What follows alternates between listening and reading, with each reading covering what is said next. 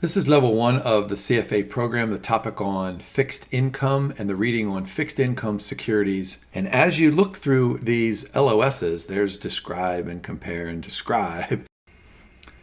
All right, principal repayment structure. So notice what we have there. We have the coupon payments there, so those are annual. But then at the very end, this is a lump sum future value payment. It's going to be $1,000 per bond in almost all cases. And so the question then becomes, how does a company make that final lump sum payment? A lot of people refer to this as a balloon payment. I always tell my students, I use the terminology, think of it as a big matzo ball payment out there, right? The corporation or the government is making these small payments every year, right? What did we have in that first example? $40 and $40 and $40. It's probably really easy for the corporation to generate at least $40 in cash flow to be able to repay the bond issue, right? But where on earth are the executives going to come up with $1,000 per bond, which of course translates into 100 million or 10 billion, whatever that par value of the bond is? Where is the organization going to come up with all of that money? How do we repay? Well, of course, the obvious answer is that, boy, this asset is going to generate lots of cash flows over the life, and we'll just have that money available. But bondholders would be less likely to lend the money, to lend the capital to the issuers initially if they were just promised some general idea that, oh yeah, hey, don't worry about it. We'll be fine because this asset is going to pay off over time. Now, let me go back here real quick. So lots of bonds are unamortized, which means that the corporation and the government just makes interest payments. So this is like an interest-only mortgage.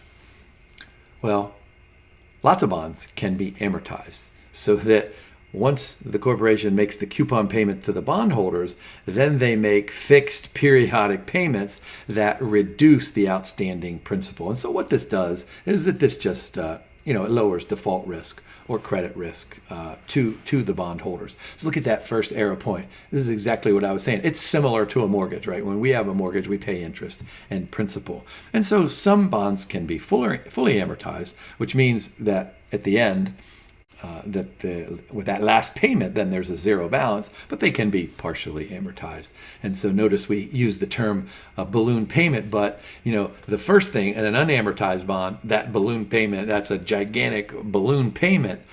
And with a partially amortized bond, the balloon payment is going to be smaller. Now, of course, you'll read about all this in the indenture as a good bondholder. And so the balloon payment could be this balloon, or it could be this balloon, or it could be a gigantic balloon. So here's just a simple illustration of coupon and principal. Now, of course, we can do this even more formally with creating something called a sinking fund payment or a sinking fund.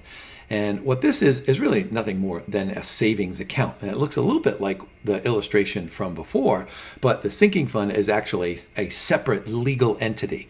And so what corporations will do, let's go back to Walt Disney. Walt Disney will pick up the phone and call a financial institution and say, hey, we want to set up a sinking fund. It's like a trust fund. And so what we're going to do is every year or every 3 years or whatever it is, we're going to send you a bunch of money. And we want you to invest it. And then when the bond matures in 100 years, right, that Walt Disney bond is 100-year maturity. In 100 years, we want you to send us our 400 million or 600 million, whatever that future value is. So look at the first arrow point. It's a cash reserve. We send it to the trustee. And what it does is it allows the corporation to retire either the entire amount at one time or in increments. Yeah, good advantages. Formal plan, reduces credit risk, I said that. Disadvantages, reinvestment rate risk. I'll talk about that in just a second. But how about the issuer may have the option to repurchase the bond below those market prices. So this is what's known as a callable bond. And so there's some disadvantage to the bondholder in that the bondholder might not receive all of those payments at maturity, but might receive them before maturity. And then, of course, if the bondholder receives that maturity payment before the maturity date, then it has to reinvest that in in probably a lower interest rate bond. All right, so those conversations that we just had, those were pretty much fixed rate bonds. But what did I say earlier? We can have floating rate bonds where the interest rate floats upwards if interest rates are rising and floats downwards if interest rates are falling. There's my reference to LIBOR, but the reading, I'm guessing that the CFA Institute will catch up to LIBOR being out of favor at some time in the near future. And so what happens is that the coupon rate will go up when interest rates go up. How about if I say it a different way? The coupon rate will rise when the yield to maturity on the bond rises. And so what happens with these floating rate notes is that they almost always sell around the par value of $1,000. That's why that second arrow point, unlike plain vanilla bonds, these floating rate notes are less affected by changes in interest rates. And that's what I meant when I said that the price is going to be somewhere around $1,000. In fact, on the date in which the coupon paid is set, then the price is probably going to be $1,000.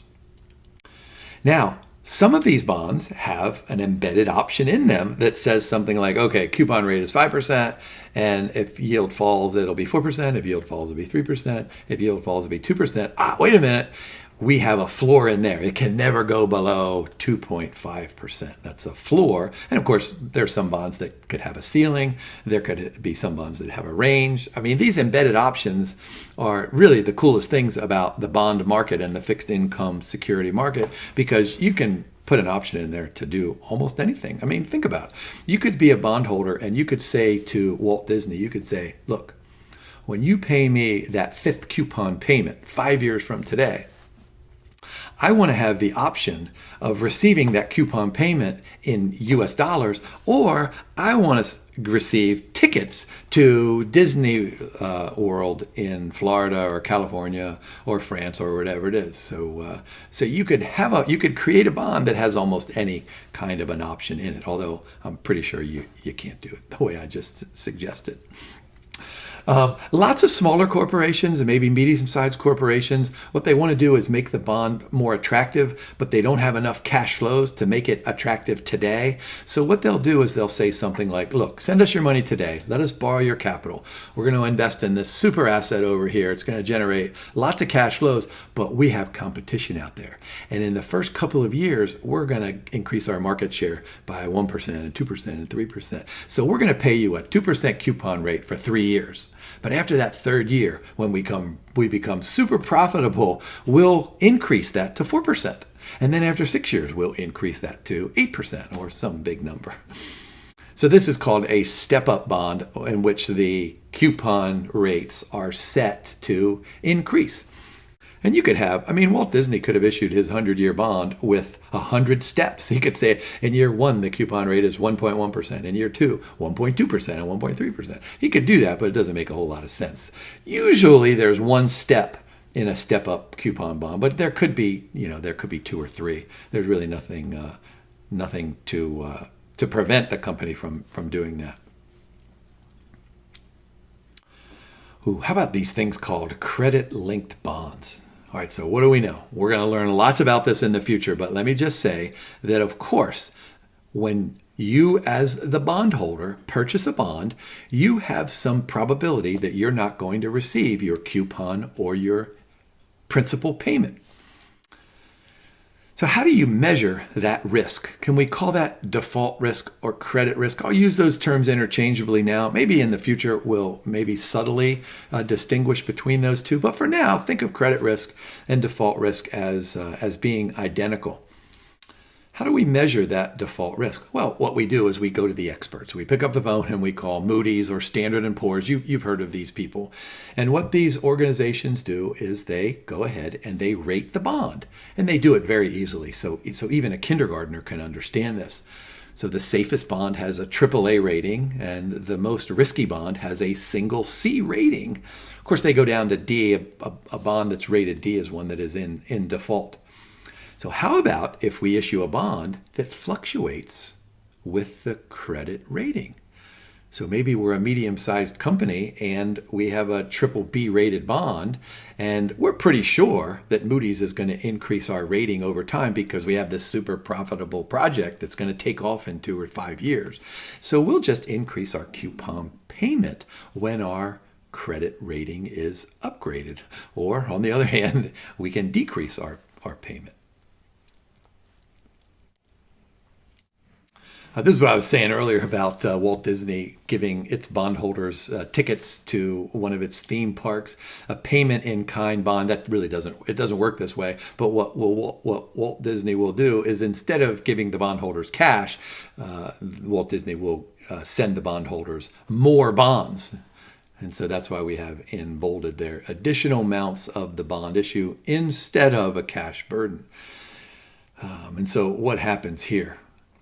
What happens is that over time, the total bonds outstanding increases, but today it's less because the corporation is trying to get away with issuing fewer bonds to finance the purchase of its asset.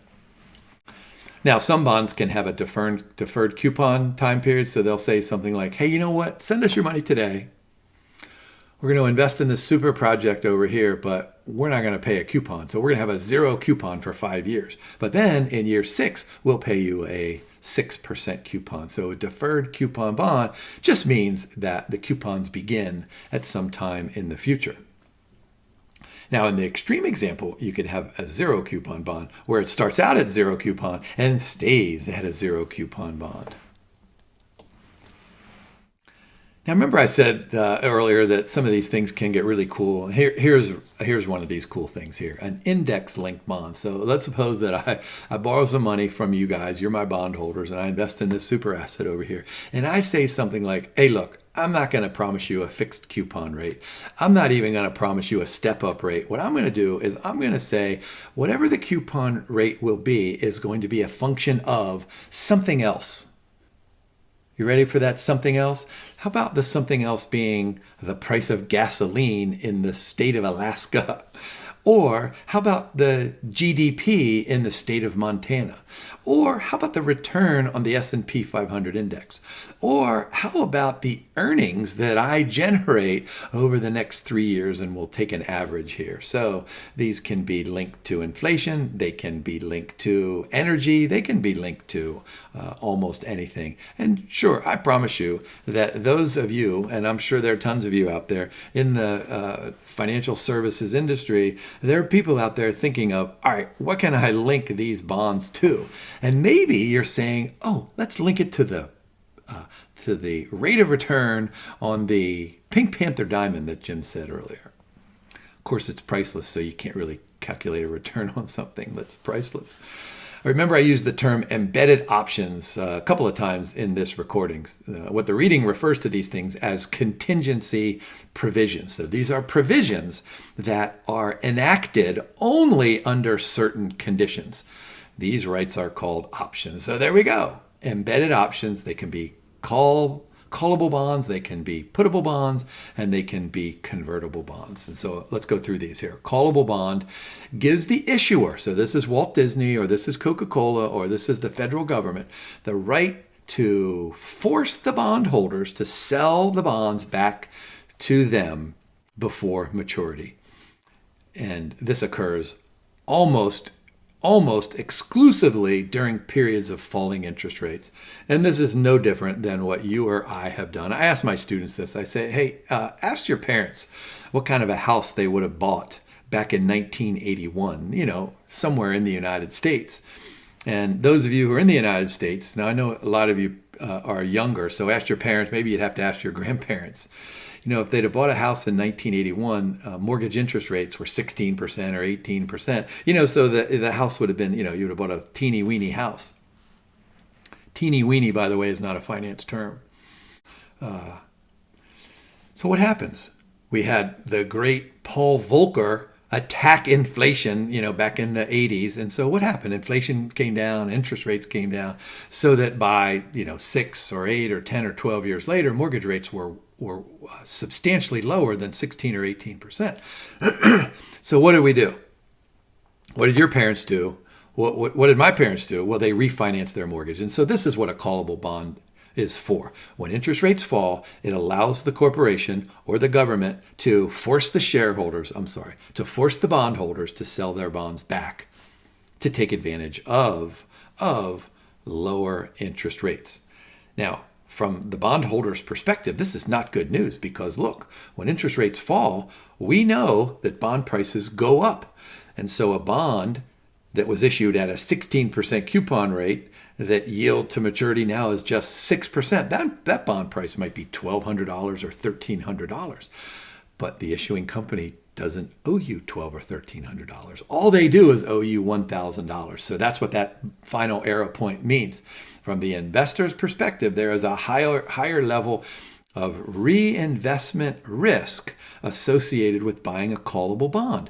So when a firm or a government issues a callable bond, the bondholders, they ratchet up that yield to maturity and they're willing to pay a lower price as protection against the bond being called. So you might say, well, why would the bondholders buy a callable bond? And the answer is because they can pay less for it. And then your follow-up question might be, well, what if interest rates are going to fall? Aren't bondholders stupid to buy a callable bond? And the answer to that might be yes. But the answer might be, well, wait a minute, there are other embedded options out there, and there's a putable bond. So this gives the bondholder the right, but not the obligation, to force the issuer to repurchase those bonds. And this has occurred during the case of rising interest rates.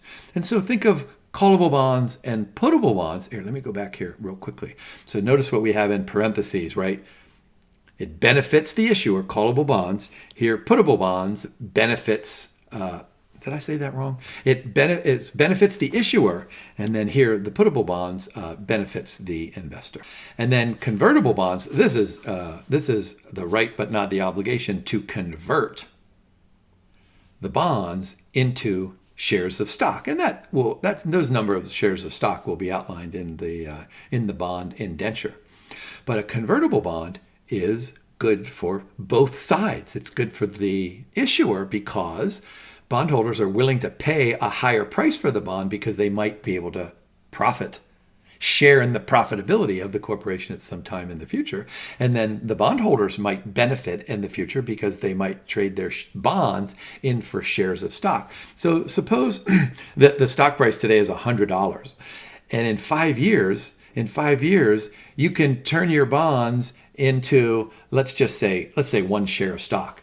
But in 5 years, let's suppose the share of stock is worth, let me pick some crazy number, $10,000. So you can buy something for $100 that's worth $10,000. So a convertible bond benefits both.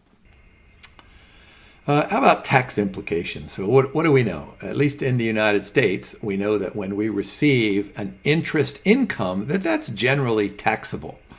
Well, here in the United States, we have certain rules. So if I buy a U.S. Treasury bond, I might have to pay federal taxes on that interest, but I might not have to pay taxes on my state or my local returns. And so just remember that there are different ways to think about taxation. And it depends all on where the bond is issued. And of course, this gets more complex when we go to foreign markets. Now, a Eurobond is not a bond that's issued in Europe. It gets its name. And so a bond that's denominated in a currency that is not the domestic currency. So if Walt Disney here in the United States issued a Santa Claus bond up at the North Pole, that would be called a Eurobond. That's why we have that second bullet point there. That third one is probably important. This is a great exam question. Less regulated. They probably don't have the Pink Panther diamond in there for collateral. And then we're probably going to need the use of financial institutions that operate in different countries. And of course, I couldn't get through this slide deck without referring to one of my favorite movies. It's one of my wife's favorite movies out there. Maybe it's your favorite movie. Do you remember old Bruce Willis? He gets involved in this big old plaza, and these bad guys are in there, and they're trying to drill through a safe to get German bearer bonds, right? $600 million in German bearer bonds. And those bearer bonds means that you actually have to bear the bond. You have to take physical ownership. And so most of these Eurobonds are bearer bonds. So there's another piece of advice for the exam. When you get to a bearer bond or a Eurobond question, think Bruce Willis and die hard. So this is what I was saying earlier about the taxation and the globalization here. So of course, the income, the coupon payment is going to be potentially taxed. Look at that third bullet point there, what I was saying earlier. So if I buy a U.S. Treasury bond, I have to report that on my 1040 that goes to the federal government, to the IRS. But I don't have to report that when I put my state and my local taxes. And of course, municipal bonds, they have tax advantages as well. So remember, there are different tax implications. Remember, the CFA Institute, they're not requiring us to become, tax lawyers or tax accountants. They just kind of want us to know general ideas about taxability. But capital gains tax, so if we buy low and sell high, that probably generates a capital gain. And maybe we pay a different tax rate, but we're probably going to have to pay taxes on it. And that takes us through all these LOSs. This was super fun for me. I hope you guys enjoyed this, and knowing that this is really just the foundation for learning the next series of readings. So in future readings, we're going to take a look at some more of these details, but most importantly, we're going to learn how to price a bond and to price all of these different kinds of bonds. And then we'll talk about risk as well. So lay the foundation. So what did I say in that very first slide deck? Know the answers to the following questions. Who issues the bonds? What do they do with the proceeds of the bond issue? And then what impact does all of this stuff have on the bond holders? So thank you for watching, and good luck studying.